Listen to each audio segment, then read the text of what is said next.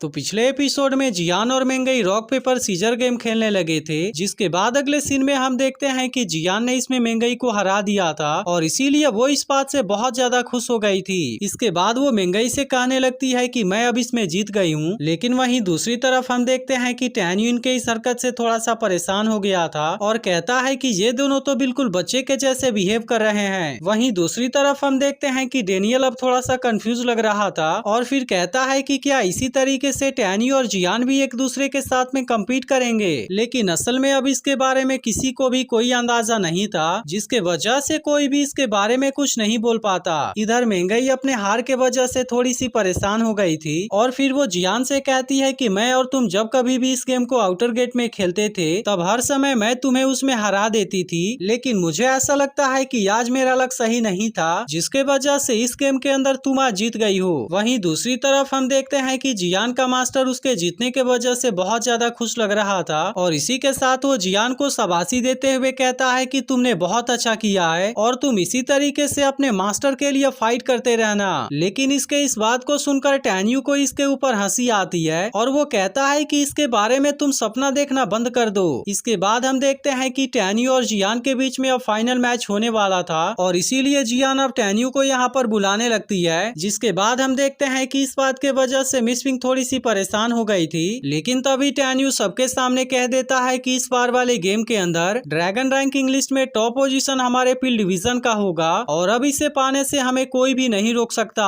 अब इसके इस बात को सुनते ही जियान काफी उदास हो जाती है, क्योंकि उसे बहुत अच्छे से पता था कि वो टैन्यू का सामना नहीं कर पाएगी और इसीलिए वो इसके बारे में कुछ भी नहीं कर सकती थी। तभी इसी बीच टैन्यू भी जियान के सामने आ जाता है और फिर उससे कहता है कि चलो अब हम इस गेम को शुरू करें। लेकिन अब जियान कुछ देर तक इसके इस बात का कोई भी जवाब नहीं दे पाती और वहीं दूसरी तरफ हम देखते हैं कि बाकी लोग भी इनको आमने सामने देख काफी परेशान होने लगे थे। लेकिन तभी जियान टैन्यू से कहती है कि यह सब करना बंद करो, क्योंकि मुझे पता है कि मैं तुम्हें कभी भी नहीं हरा पाऊंगी और इसीलिए मैं यहीं पर अपनी हार मान लेती हूँ। लेकिन इसी के साथ हम देखते हैं कि जियान इस बात से थोड़ी सी नाराज भी हो गई थी और इसके बाद वो कहती है कि यह तो बहुत ही बोरिंग है और इतनी बात कहकर वो यहाँ से नीचे चली जाती है। तब हम देखते हैं कि इस बात से जियान का मास्टर थोड़ा सा उदास हो गया था, क्योंकि उसने सोचा था कि जियान इसमें टॉप पोजीशन को हासिल करेगी। वहीं अब कुछ देर के बाद मेंगई भी यहाँ से नीचे आ जाती है, क्योंकि आखिरकार अब इस तरह से इनका यह राउंड भी कंप्लीट हो गया था और इसीलिए अब सभी लोग इसके बारे में अनाउंसमेंट होने का इंतजार कर रहे थे। वहीं दूसरी तरफ हम देखते हैं कि कुछ मास्टर अभी भी टैन्यू के ऊपर गुस्सा होते हैं, क्योंकि उसने इनके स्टूडेंट को बहुत ही बुरे तरीके से यहाँ पर मारा था। लेकिन मिस विंग इसमें टैन्यू के जीतने के वजह से बहुत ज्यादा खुश हो गई थी, क्योंकि आखिरकार उसने ड्रैगन लिस्ट में टॉप पोजीशन को जीत लिया था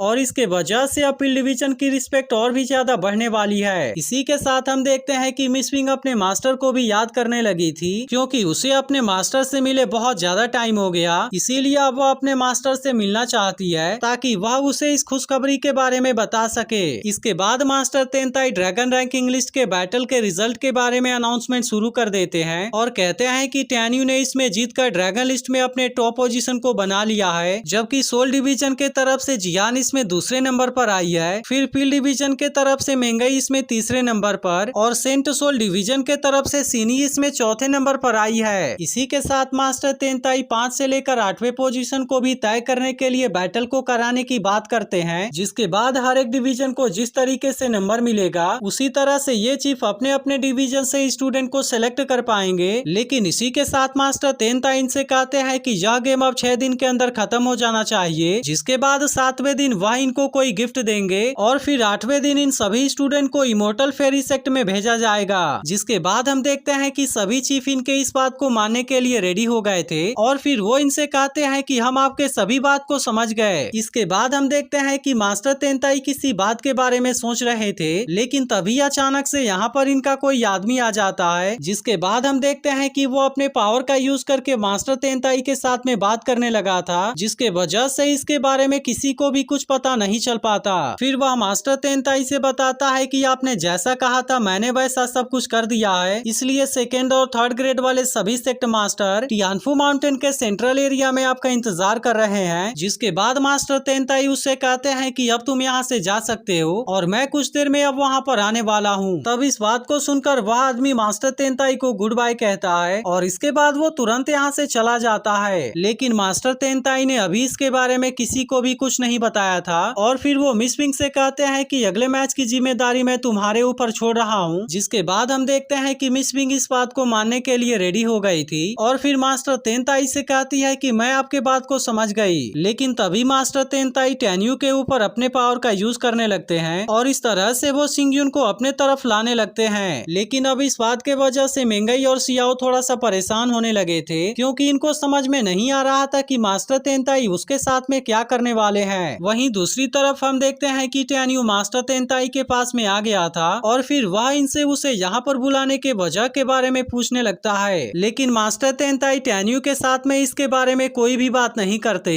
और वो उसे केवल इतनी बात कहते हैं कि मुझे तुमसे कोई काम है और इसीलिए अब तुम्हें मेरे साथ में यहाँ से चलना होगा। अब इतनी बात कहने के बाद वो यहाँ से गायब हो जाते हैं। जिसके बाद हम देखते हैं कि टेन्यू भी उनके साथ में चला गया था। लेकिन इसी के साथ हम देखते हैं कि यहाँ के बाकी स्टूडेंट और चीफ थोड़े से परेशान हो गए थे और इनको समझ में नहीं आ रहा था कि मास्टर तेनताई टेन्यू को अपने साथ में लेकर क्यों गए। अब इसके कुछ समय के बाद मास्टर तेनताई टेन्यू को लेकर हुआंगफो सिटी में आ गए थे, इसलिए अब इस बात से टेन्यू भी थोड़ा सा परेशान हो गया था और वो इसके बारे में मास्टर तेनताई से बात भी करना चाहता था। लेकिन तभी मास्टर तेनताई टेन्यू को एक नया ड्रेस देते हैं और वह उसे इस ड्रेस को पहन लेने के लिए कहते हैं। जिसके बाद हम देखते हैं कि टेन्यू ने मास्टर तेनताई के दिए हुए इस ड्रेस को पहन लिया था और अब इसके वजह से इसका लुक पूरी तरह से चेंज हो गया था। फिर मास्टर तेनताई टेन्यू से कहते हैं कि मैं तुम्हें हुआंगफो सिटी में लेकर जाने वाला हूँ, लेकिन इसके पहले मैं चाहता हूँ कि तुम्हें इसके बारे में कुछ एक्सपीरियंस हो जाए और दूसरी बात यह है कि मैं तुम्हारे एबिलिटी को भी देखना चाहता हूँ, इसीलिए मैं चाहता हूँ कि तुम वहाँ पर बहुत ही अच्छे तरीके से बिहेव करना ताकि तुम्हारे वजह से यहाँ पर कोई भी प्रॉब्लम क्रिएट ना हो। जिसके बाद हम देखते हैं कि टेन्यू भी इनके इस बात को मानने के लिए रेडी हो गया था। लेकिन इसी के साथ वो इनसे पूछता है कि क्या मैं इसके पीछे के वजह के बारे में जान सकता हूँ। तब इस पर मास्टर तेनताई उसे कहते हैं कि इमोर्टल फेरी सेक्टर से वापस आते समय तुमने यहाँ के सिचुएशन को सही करने के बारे में बहुत सारा सजेशन दिया था, क्या तुम्हें उसके बारे में याद है। जिस पर टेन्यू कहता है कि हाँ मुझे तो उसके बारे में याद है। तब इस पर मास्टर तेनताई उससे कहते हैं कि मैंने तुम्हारे सजेशन के बारे में सोचा, इसीलिए मैंने फर्स्ट से लेकर थर्ड ग्रेड वाले सभी सेक्टर मास्टर को बुलाया है जो कि टियानफू माउंटेन के सेंट्रल एरिया में हमारा इंतजार कर रहे हैं और वहाँ पर हम उन सभी से इसी के बारे में बात करने वाले हैं और इसीलिए इसके बारे में नेगोशिएशन करने की जिम्मेदारी मैं तुम्हें देता हूँ। लेकिन टेन्यू अभी इनके इस बात के ऊपर कुछ भी नहीं बोलता। जिसके बाद मास्टर तेनताई उससे कहते हैं कि तुम इसके बारे में चिंता मत करो क्योंकि वहाँ पर मैं केवल देखने के लिए आऊंगा और इसीलिए अगर इसके दौरान तुमने कुछ गलत भी बोल दिया तब उसे सही करने में मैं तुम्हारी मदद करूंगा। जिसके बाद इस बात को सुनकर टेन्यू मास्टर तेनताई को इसके लिए थैंक यू कहता है और इसी के साथ वो इनसे कहता है कि मैं इसमें अपना बेस्ट देने का ट्राई करूंगा।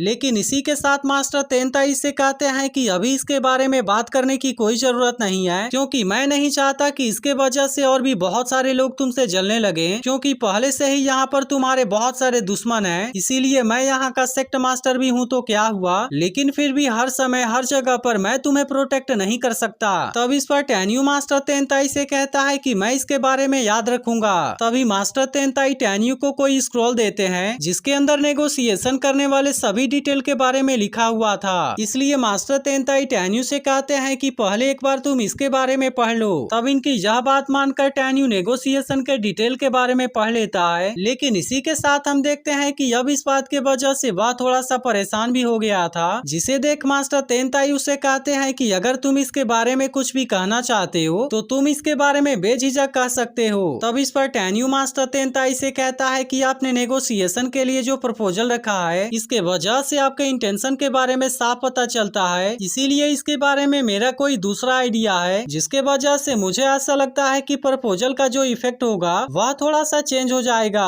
तब इस पर मास्टर तेनताई टेन्यू से कहते हैं कि अगर तुम इसके बारे में अपने आइडिया से काम करोगे तब इसके बारे में क्या गारंटी है कि इसके वजह से इस प्रपोजल का इफेक्ट बढ़ जाएगा। जिस पर टेन्यू कहता है कि 10%। तब इस बात को सुनकर मास्टर तेनताई भी थोड़े से खुश हो जाते हैं और फिर वो उसे कहते हैं कि अब से तुम मेरे हुआंगफू सीक्रेट सेक्टर के एक दूत हो, जिसके वजह से इस प्रॉब्लम की जिम्मेदारी अब केवल तुम्हारे ऊपर है और मैं उम्मीद करता हूँ कि तुम इसके बारे में मुझे निराश नहीं करोगे। इसके बाद एपिसोड यहीं पर एंड हो जाता है, लेकिन अगर आपने इसके पिछले एपिसोड को मिस कर दिया हो तो लेफ्ट वाली वीडियो जरूर देख लेना और अगर एक्सप्लेनेशन अच्छी लगी हो तो वीडियो को लाइक भी जरूर कर देना।